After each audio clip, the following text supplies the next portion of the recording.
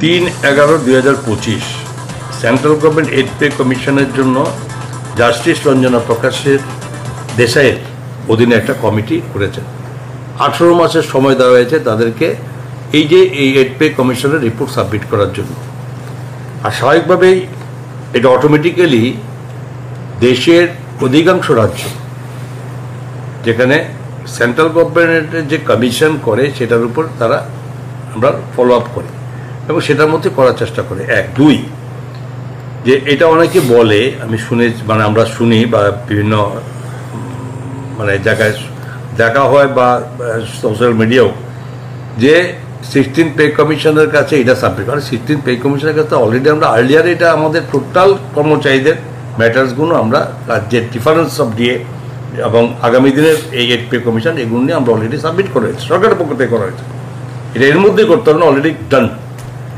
তো স্বাভাবিকভাবে এটার জন্য আমাদের মাননীয় মুখ্যমন্ত্রী সময় সময়ে আমাদের মাননীয় অর্থমন্ত্রী আমাদের সীতারামনজির সঙ্গে কথা বলেছেন, প্রধানমন্ত্রীর সঙ্গে কথা বলেছেন।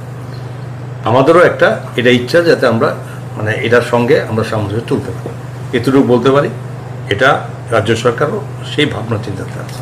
8ম বেতন কমিশন গঠনের সিদ্ধান্ত থেকে আপনারা এগুচ্ছেন না?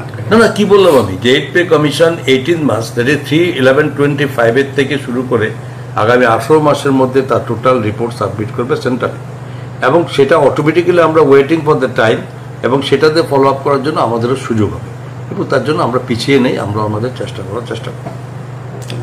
রাষ্ট্রপতি কর্মচারী সংঘের যারা পদাধিকারীরা এখানে এসছে তারা একটু আগে আমাকে এদের 14 নাম্বারস দাবি দেওয়ানে তাদের একটা তাদের আমার কাছে মেমোরেন্ডাম সাবমিট করেছে।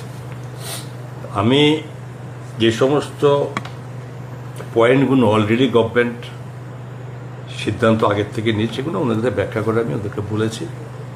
বাকি কিছু পয়েন্ট আছে যেগুলো নিয়ে এটা আলোচনার বিষয়বস্তু থাকবে।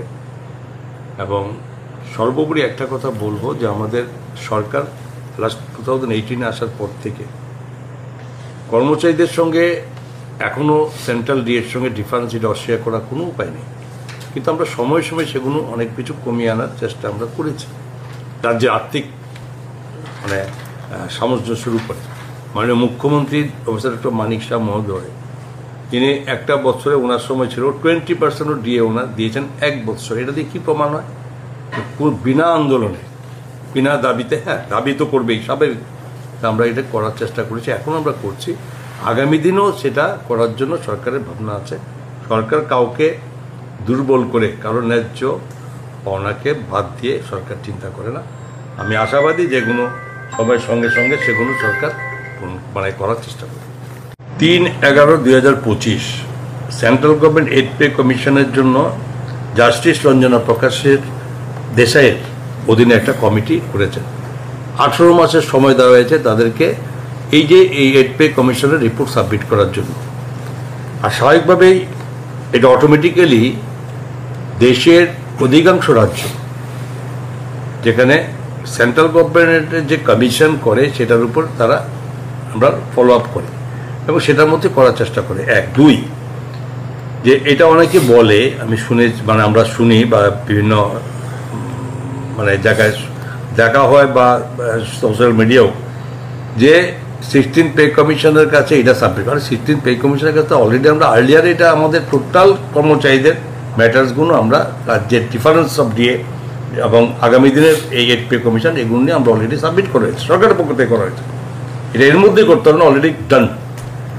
তো স্বাভাবিকভাবে এটার জন্য আমাদের মাননীয় মুখ্যমন্ত্রী সময় সময়ে আমাদের মাননীয় অর্থমন্ত্রী আমাদের সীতারামনজির সঙ্গে কথা বলেছেন, প্রধানমন্ত্রীর সঙ্গে কথা বলেছেন।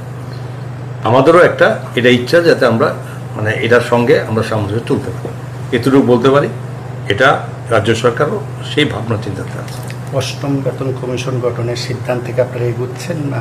না, কি বললাম আমি, যে এইড পে কমিশন 18 মাস 3/11/25 থেকে শুরু করে আগামী 18 মাসের মধ্যে তার টোটাল রিপোর্ট সাবমিট করবে সেন্ট্রালে, এবং সেটা অটোমেটিক্যালি আমরা ওয়েটিং ফর দ্য টাইম এবং সেটাতে ফলো আপ করার জন্য আমাদেরও সুযোগ হবে এবং তার জন্য আমরা পিছিয়ে নেই, আমরা আমাদের চেষ্টা করার চেষ্টা করি। রাষ্ট্রপতি কর্মচারী সংঘের যারা পদাধিকারীরা এখানে এসছে তারা একটু আগে আমাকে এদের 14 নাম্বারস দাবি দেওয়া তাদের একটা মানে তাদের আমার কাছে মেমোরেন্ডাম সাবমিট করেছে। আমি যে সমস্ত পয়েন্টগুলো অলরেডি গভর্নমেন্ট সিদ্ধান্ত আগের থেকে নিয়ে সেগুলো ওনাদের ব্যাখ্যা করে আমি ওদেরকে বলেছি। বাকি কিছু পয়েন্ট আছে যেগুলো নিয়ে এটা আলোচনার বিষয়বস্তু থাকবে। এবং সর্বোপরি একটা কথা বলবো যে আমাদের সরকার লাস্ট 2018 আসার পর থেকে কর্মচারীদের সঙ্গে এখনও সেন্ট্রাল ডিএর সঙ্গে ডিফারেন্স এটা অস্বীকার করার কোনো উপায় নেই, কিন্তু আমরা সময় সময় সেগুলো অনেক কিছু কমিয়ে আনার চেষ্টা আমরা করেছি। তার যে আর্থিক মানে সামঞ্জস্যের উপরে মাননীয় মুখ্যমন্ত্রী প্রফেসর ডক্টর মানিক শাহ মহোদয় তিনি একটা বছরে ওনার সময় ছিল 20% ডিএ ওনার দিয়েছেন এক বছর। এটা দিয়ে কী প্রমাণ হয়? বিনা আন্দোলনে বিনা দাবিতে, হ্যাঁ দাবি তো করবেই স্বাভাবিক, আমরা এটা করার চেষ্টা করেছি, এখন আমরা করছি, আগামী দিনেও সেটা করার জন্য সরকারের ভাবনা আছে। সরকার কাউকে দুর্বল করে কারণ ন্যায্য